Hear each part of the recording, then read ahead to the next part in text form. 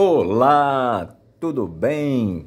Vamos lá para mais um dia do nosso projeto Leitura da Bíblia e hoje nós vamos estar iniciando a leitura da primeira epístola do apóstolo Paulo aos Tessalonicenses e estaremos lendo os capítulos 1 e 2 e a versão utilizada da Bíblia de João Ferreira de Almeida, revista e corrigida.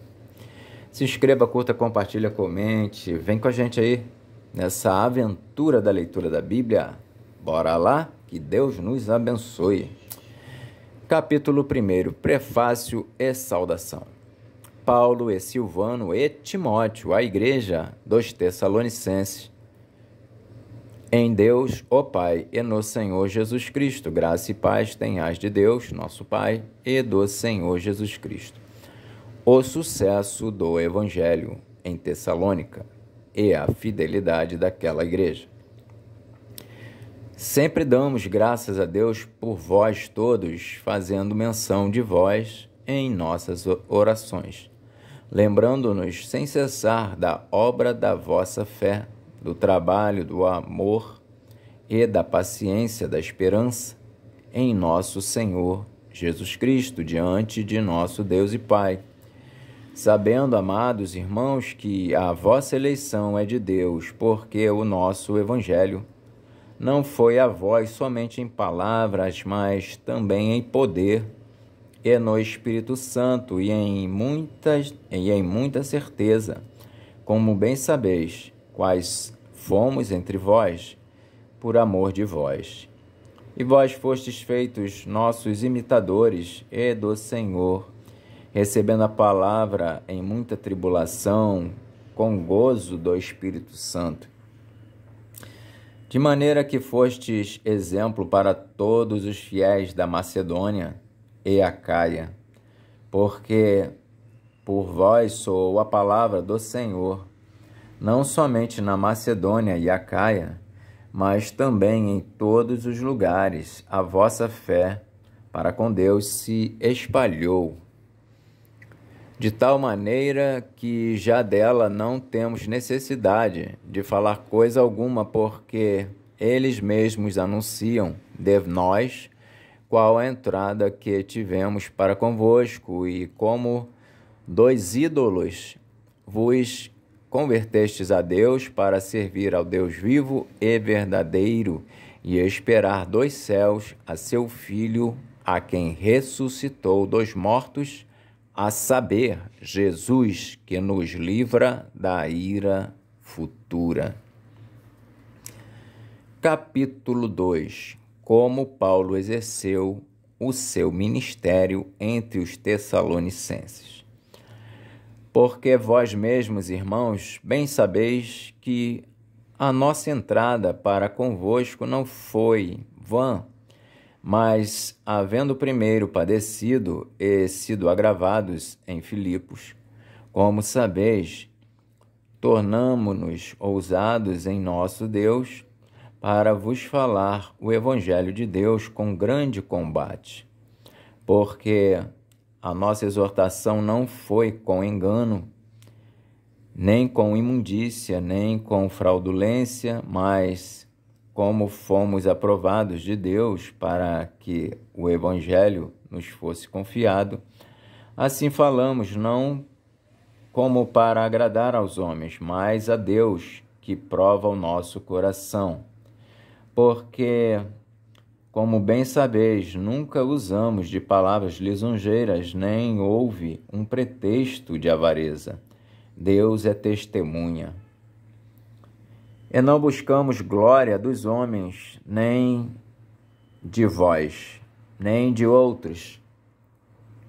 Ainda que podíamos, como apóstolos de Cristo, ser-vos pesados, antes fomos brandos entre vós, como a ama que cria seus filhos. Assim nós, sendo-vos tão afeiçoados, de boa vontade quiséramos comunicar-vos não somente o Evangelho de Deus, mas ainda a nossa própria alma, porquanto nos éreis muito queridos. Porque bem vos lembrais, irmãos, do nosso trabalho e fadiga, pois, trabalhando noite e dia, para não sermos pesados a nenhum de vós, vos pregamos o Evangelho de Deus. Vós e Deus sois testemunhas de quão santa, justa e irrepreensivelmente nos ouvemos para convosco, os que crestes. Assim, como bem sabeis de que modo vos exortávamos e consolávamos a cada um de vós, como o Pai a seus filhos, para que vos conduzisseis dignamente para com Deus, que vos chama para o seu reino e glória. Pelo que também damos sem cessar graças a Deus, pois, havendo recebido de nós a palavra da pregação de Deus, a recebestes não como palavra de homens, mas segundo é, na verdade, como palavra de Deus, a qual também opera em vós, os que crestes.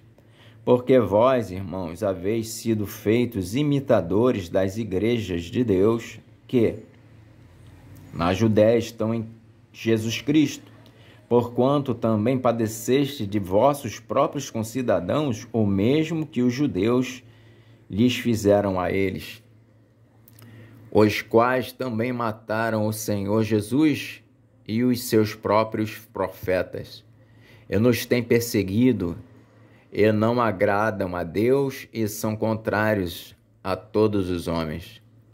E nos impedem de pregar aos gentios as palavras da salvação, a fim de encherem sempre a medida de seus pecados. Mas a ira de Deus caiu sobre eles até ao fim.